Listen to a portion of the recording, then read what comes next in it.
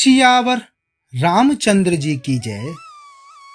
रामायण बालकांड प्रथम सोपान मास परायण का पहला विश्राम भाग 20। अति विचित्र रघुपति चरित जानहि परम सुजान। जे मति मंद विमोह वश हृदय दरहि कछु आन। अर्थात श्री रघुनाथ जी का चरित्र बड़ा ही विचित्र है। उसको पहुंचे हुए ज्ञानी जन ही जानते हैं। जो मंद बुद्धि वे तो विशेष रूप से मोह के वश होकर हृदय में कुछ दूसरी ही बात समझ बैठते हैं। श्री शिव जी ने उसी अवसर पर प्रभु श्री राम जी को देखा और उनके हृदय में बहुत भारी आनंद उत्पन्न हुआ।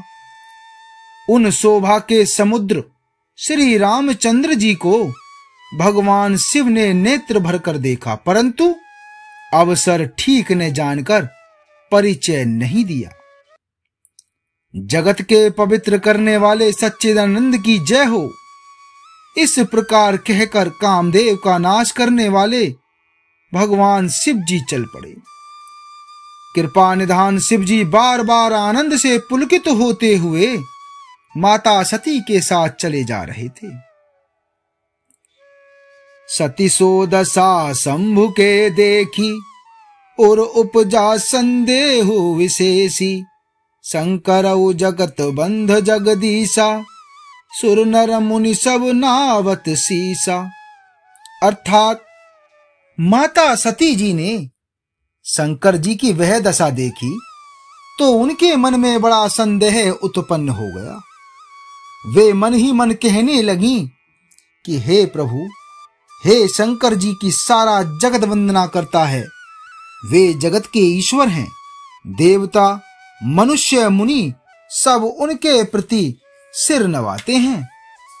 उन्होंने एक राजपुत्र को सच्चिदानंद परमधाम कहकर प्रणाम किया और उनकी शोभा देखकर वे इतने प्रेम मग्न हो गए कि अब तक उनके हृदय में प्रीति रोकने से भी नहीं रुकती।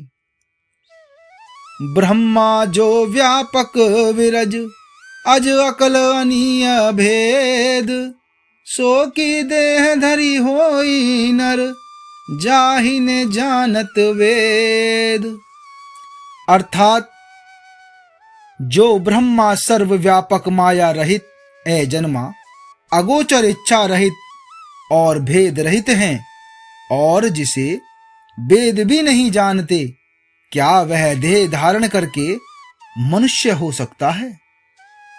देवताओं के हित के लिए मनुष्य शरीर धारण करने वाले जो विष्णु भगवान हैं, वे भी शिव जी की ही भांति सर्वज्ञ हैं। वे ज्ञान के भंडार, लक्ष्मीपति और असुरों के शत्रु भगवान विष्णु क्या अज्ञानी की तरह स्त्री को खोजेंगे? फिर शिव जी के वचन भी झूठे नहीं हो सकते। सब कोई जानते हैं कि शिव जी सर्वज्ञ हैं। सती के मन में इस प्रकार का अपार संदेह उठ खड़ा हुआ।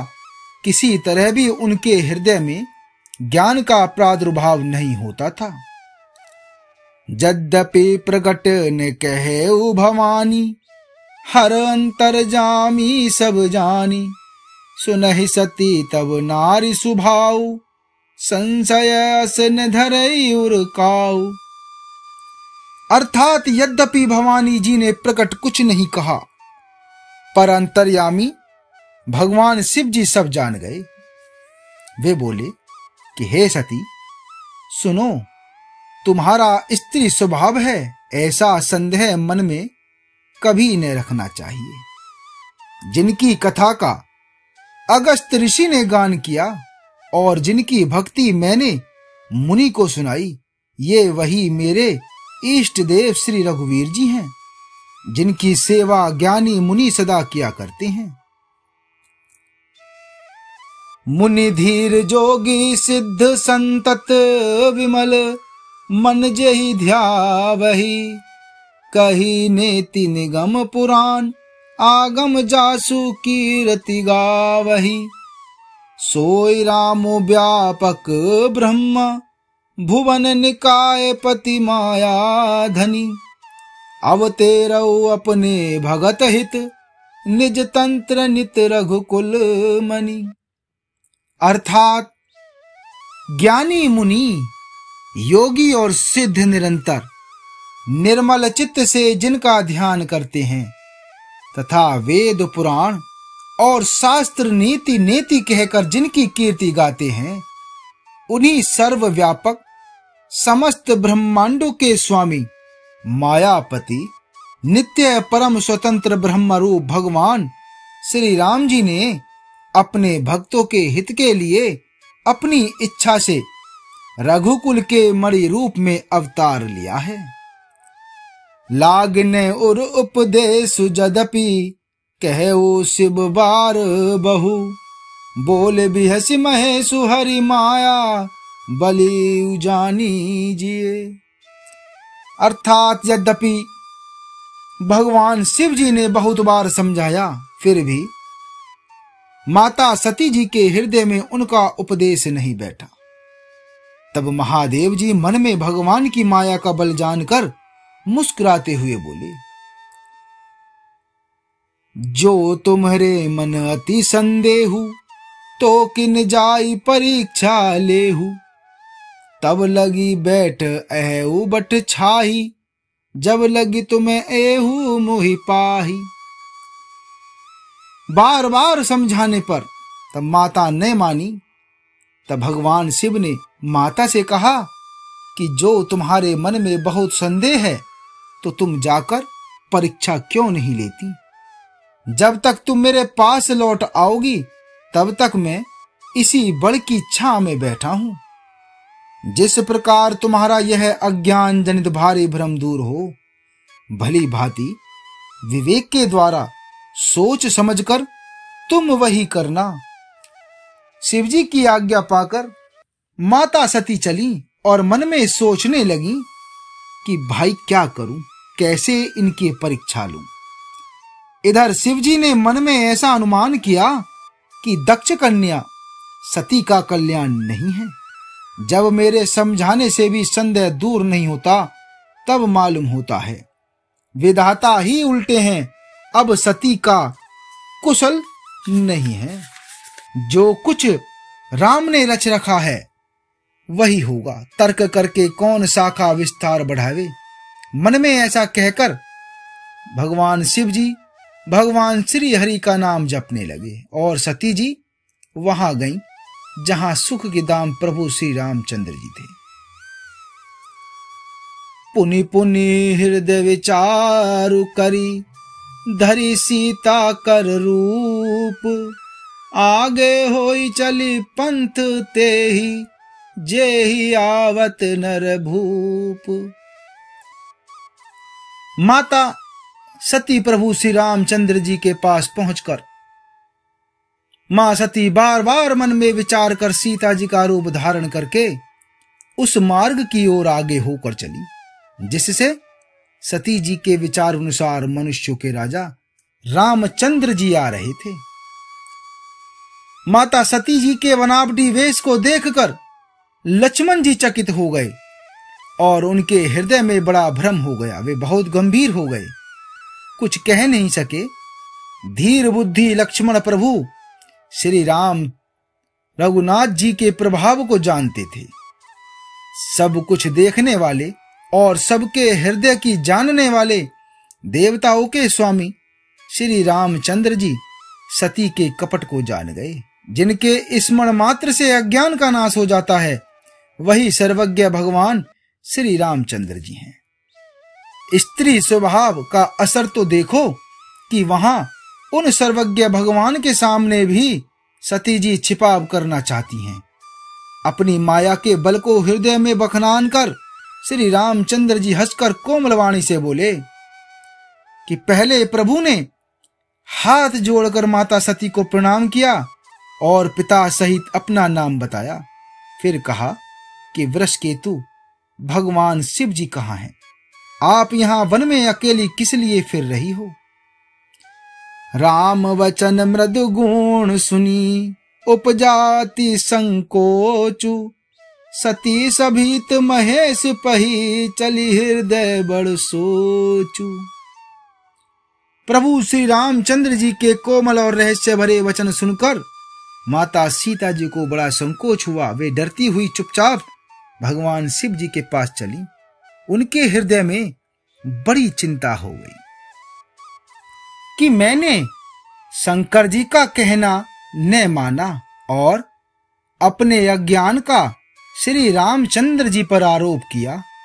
अब जाकर मैं भगवान शिव जी को क्या उत्तर दूंगी? ऐसा सोचते सोचते सती जी के हृदय में अत्यंत भयानक जलन पैदा हो गई। श्री रामचंद्र जी ने जान लिया कि सती जी को दुख हुआ। तब उन्होंने अपना कुछ प्रभाव प्रकट करके उन्हें दिखलाया।